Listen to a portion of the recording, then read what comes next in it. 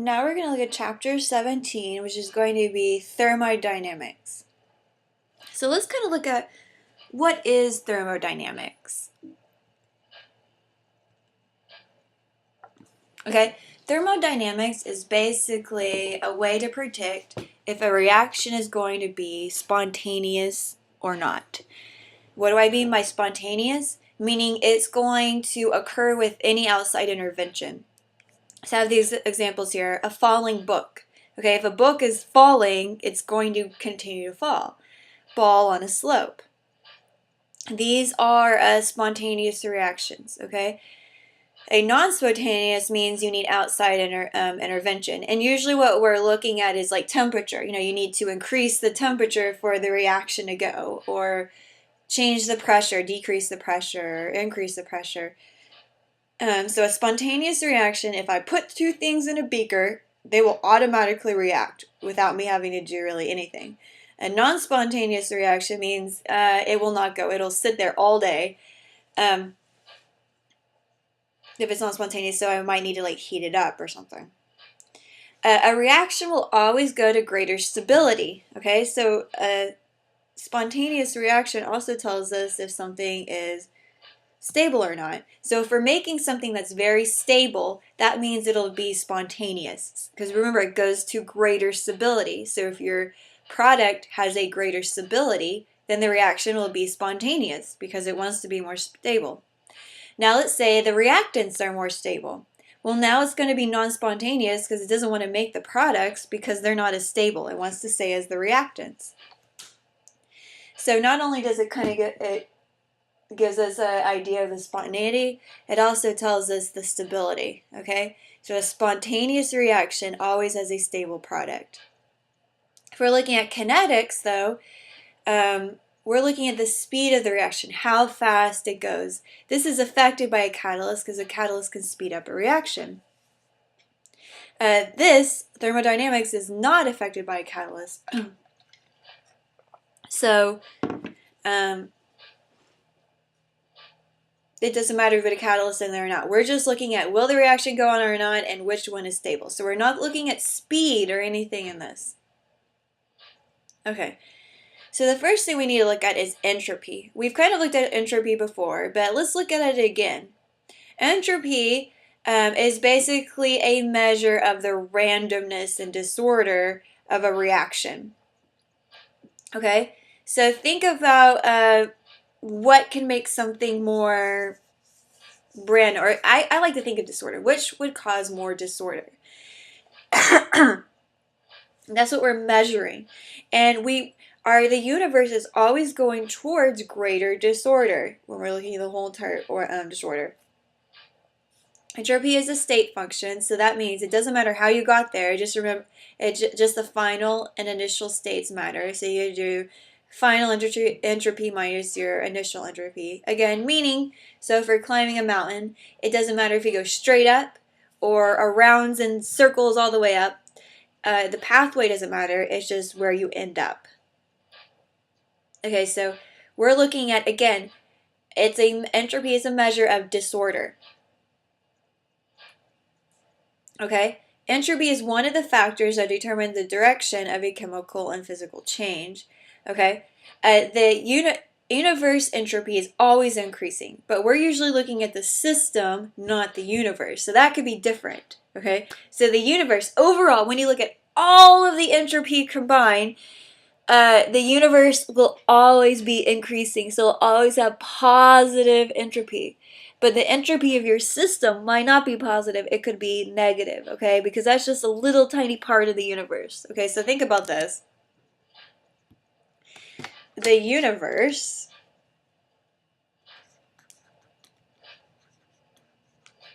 equals the sum of all of the systems. So when I say universe, I literally mean everything we could ever think of. The whole galaxy, the Earth, the Sun, Mercury, Venus, Mars, so forth. Everything is the universe. But when we're looking at a reaction, okay, we're looking at the entropy of this one system. Oops. system in the universe, okay? One little tiny system. We're looking at one reaction in the whole entire universe that, of everything, okay? Think about, the United States. If our system was you, we're looking at one person in the whole entire United States. So that has almost no effect, okay? So when we're looking at entropy of our system, which is what we're typically looking at, we're not really looking at the universe. Yes, the universe entropy is always increasing, so delta S is always a positive for the universe. But that doesn't mean the system has to be positive. It could be positive or negative entropy, okay? Because we're just looking at a little tiny portion of everything, okay? If you added up every single system ever on Earth, not even on Earth, just everywhere, overall, it'll always equal to positive. So I hope that makes sense. So we're just looking at one little tiny thing in the universe, which is our reaction. Because it says the second law of thermodynamics, for any spontaneous process, the entropy of the universe increases, okay? And that's because you're going to get a positive system, okay? So remember, the universe is a sum of all of the systems, okay? So if we got a positive right here, so let me say, if delta S equals positive, okay, that means this universe has then increased in entropy. Why? Because that's a positive. So when you're summing it all up, it'll increase the entropy there, okay? Okay, so let's look more at it. How do we increase entropy? How can we predict it? Okay, well, let's look at states of matter first. Okay, so if we're looking at states of matter, so like solid, liquid, gas, solid, liquid, gas, okay? Let's just think about this. Which one has more disorder and chaos to it? That would be gas, because gas, these particles are all over the place, so that has a higher entropy. And then solid, then liquid. The solids are very confined, they're very, they're solid. They're not going anywhere. So this has almost no disorder. These are very, very ordered, okay? Very ordered. Solids are, so that means there's, no chaos to it. Liquid's a little less ordered, and this is not ordered at all, okay? So a gas will always have more entropy because there's no order to it. Okay, let's look at some other trends.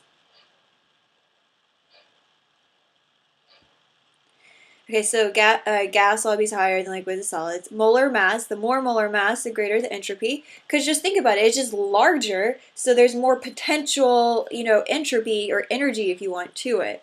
Okay, so we're kind of looking at the potential here. The larger something is, the more chaos potentially it could bring. Allotropes, elements that exist in two or more forms. So, like carbon exists as lead, or I shouldn't say lead, it's your parental lead. Graphite, and let's look at diamond, okay? So the less constrained one has a greater entropy. So let's think about that. Which one do you think will have which one's less constrained? Well, carbon is the hardest mineral, ever, on this universe, so that one's going to be the most constrained, has the most order, so that means the graphite has the least disorder, so it has the higher entropy. Okay, let's look at something else. Molar complexity. So the more elements in a molecule, the more complex it is. So let's think about that. What does that mean? Well, if we were looking at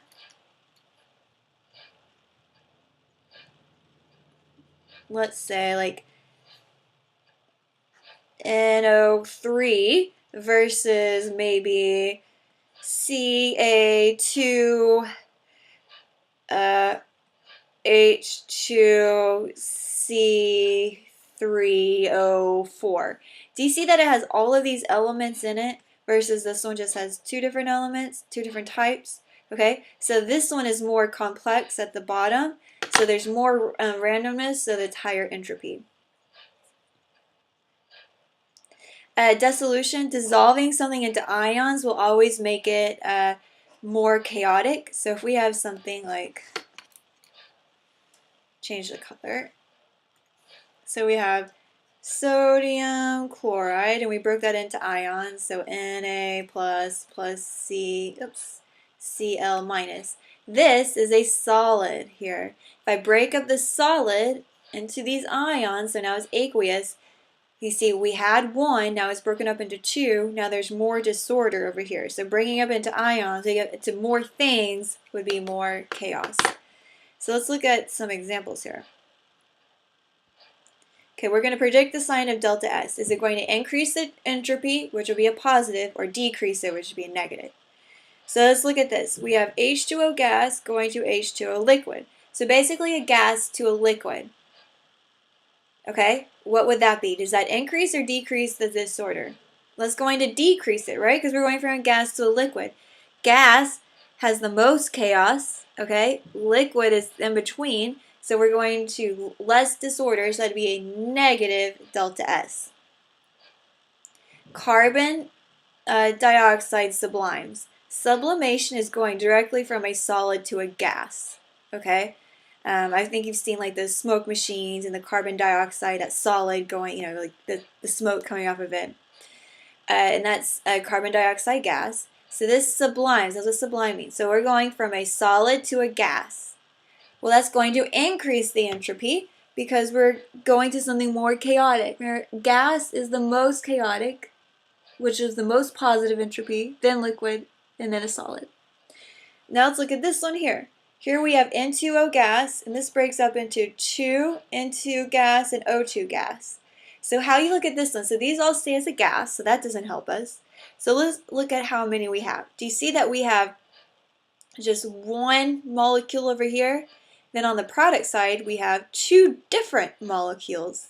Okay, so that means this side is more chaotic because there's two different molecules versus one. Anytime you increase the number of molecules, you're going to increase the entropy and disorder and chaos.